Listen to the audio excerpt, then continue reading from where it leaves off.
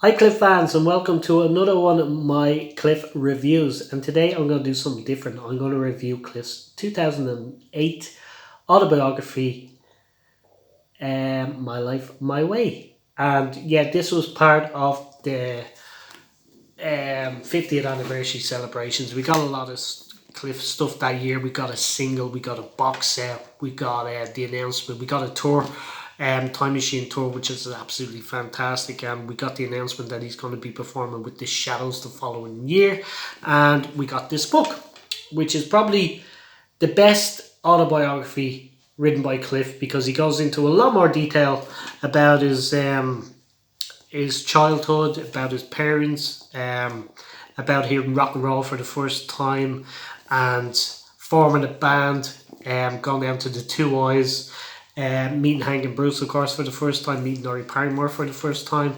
Um, so the first part of this book I absolutely really really love.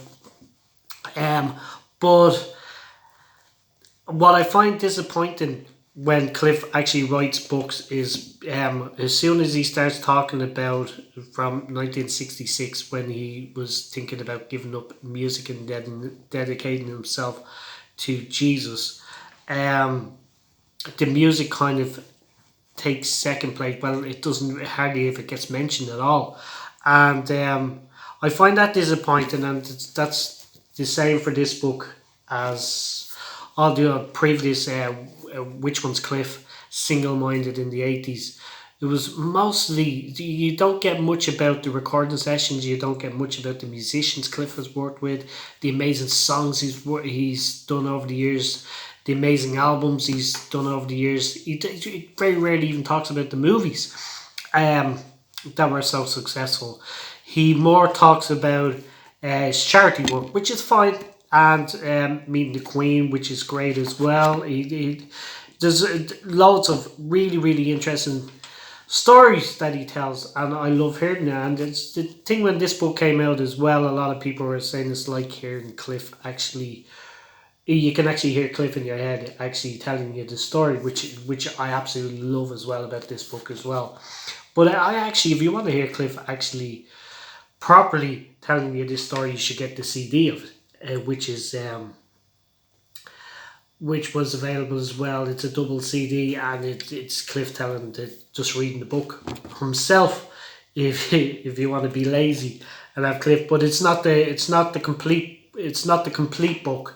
It's probably about 70% of the book read by Cliff himself, which is on that CD. But back to the book. Yeah, I was a bit disappointed that I would have loved to hear about especially the 70s when his whole music career kind of changed, and he was encouraged to write songs for the 31st of February Street album, and then he got on board with Bruce Welch as producer for albums like I'm Nearly Famous and Every Face Tells a Story and Green Light, and he got really back into the music big time in the late 70s. I would have liked to hear him talk more about that. And of course, the big number one with We Don't Talk Anymore in 1979. Yeah, that's just my opinion. I'd like to hear him talk more about the music. Um, yeah, the book has been updated a couple of times. I think, well, it was only updated, I think, once, about a year and a half later. With this is the updated version, and but my overall rating of this book would be I'd still give it a 10 out of 10 because it's been read by Cliff, and as I say, the stories are really really interesting. I love hearing Cliff talking about his charity work and even the religious things. I love hearing about, but it's disappointing that there's not more music mentioned in it. I like hearing about recording sessions. But if you want to read about Cliff's career, I recommend there's a book written in 1992 by Steve Turner, and I think he does the definitive biography of Cliff, and that's been updated a couple of times as well. And then you get the proper the 100% story of Cliff. You get everybody's been interviewed for the book.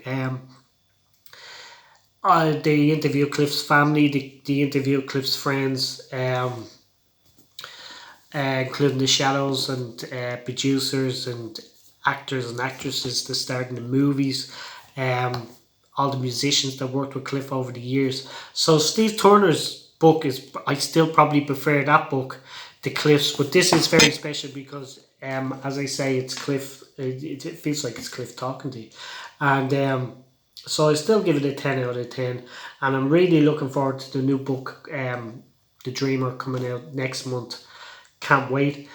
I wouldn't imagine there's going to be much about the music in that one probably either. He's probably just going to talk about what he's been doing for the last 10 years, and of course all that rubbish that went on for that couple of years will have to be mentioned, of course, as well. We'll get Cliff's views on that as well. So I'm looking forward to the new book. But I'd love to hear your thoughts in the section below on Cliff's book. It's a 10 out of 10 for me, and I'd love to hear your thoughts in the section below on My Life, My Way.